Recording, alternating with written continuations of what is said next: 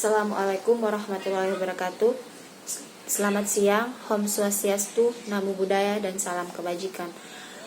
Baik, perkenalkan, nama saya Astasya Azahra, Stambuk F121956, program studi S1 Teknik Geologi. Di sini saya akan menjelaskan materi tentang gravimetri dalam memenuhi ujian praktikum kimia analitik.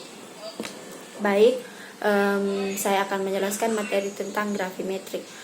Gravimetri dalam ilmu kimia merupakan salah satu metode kimia analitik untuk menentukan kuantitas suatu zat atau komponen yang telah diketahui dengan cara mengukur berat komponen dalam keadaan murni setelah melalui proses pemisahan.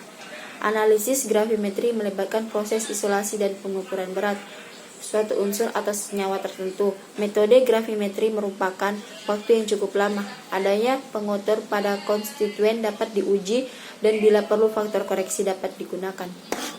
Analisis gravimetri atau analisa kuantitatif berdasarkan berat adalah suatu proses pengisolasian dan penimbangan suatu unsur atau senyawa tertentu dalam kondisi semurni mungkin.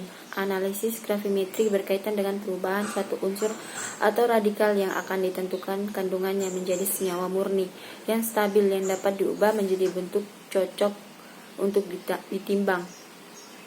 Gravimetri dapat digunakan dalam analisis kadar air. Kadar air bahkan bisa ditentukan dengan cara gravimetri. Evolusi langsung ataupun tidak langsung bila yang diukur ialah fase padatan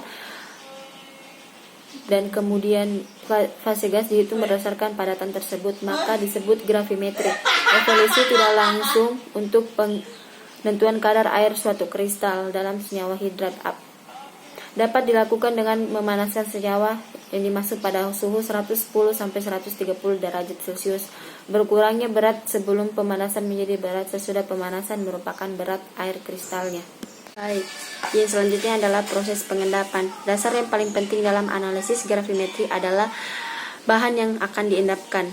Bahan yang akan diendapkan dari suatu larutan dalam bentuk yang sulit larut, sehingga tak terjadi kehilangan yang berarti bila endapan dipisahkan dengan penyaringan dan ditimbang. Besser dan kawan-kawan 1994.2.472.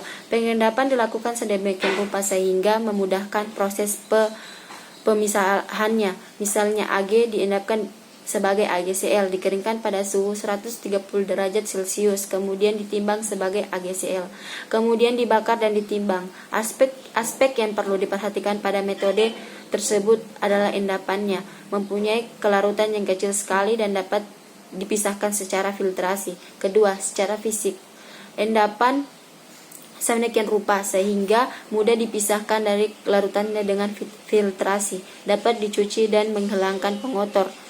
Ukuran partikelnya cukup besar dan serta endapan dapat diubah menjadi zat murni dengan komposisi kimia tertentu. Rusdimian 2010.2.288. Secara umum pengendapan terjadi melalui dua proses. Proses pertama, terbentuknya zarah-zarah yang sangat kecil, ukurannya dari 100 sampai 100 nanometer yang disebut inti. Sedangkan proses kedua, inti-inti tersebut tumbuh menjadi zarah-zarah yang lebih besar. Di dalam gravimetri, endapan yang diinginkan ialah endapan hablur kasar, karena endapan ini mudah disaring dan dicuci karena luas endapan hablur kasar itu lebih kecil daripada hablur halus, maka endapan hablur kasar ini lebih sedikit mengandung kotoran. Secara umum, pengendapan dilakukan pada larutan yang panas, sebab larutan bertambah dengan bertambahnya temperatur. Pengendapan dilakukan dalam larutan encer yang ditambah reaksi perlahan-lahan dengan pengaduan yang teratur. Partikel yang terbentuk lebih dahulu berperan sebagai pusat pengendapan. Untuk memperoleh pusat pengendapan yang besar, suatu reagen ditambahkan agar kelarutan endapan bertambah besar. Rusdiman 2010.2.288.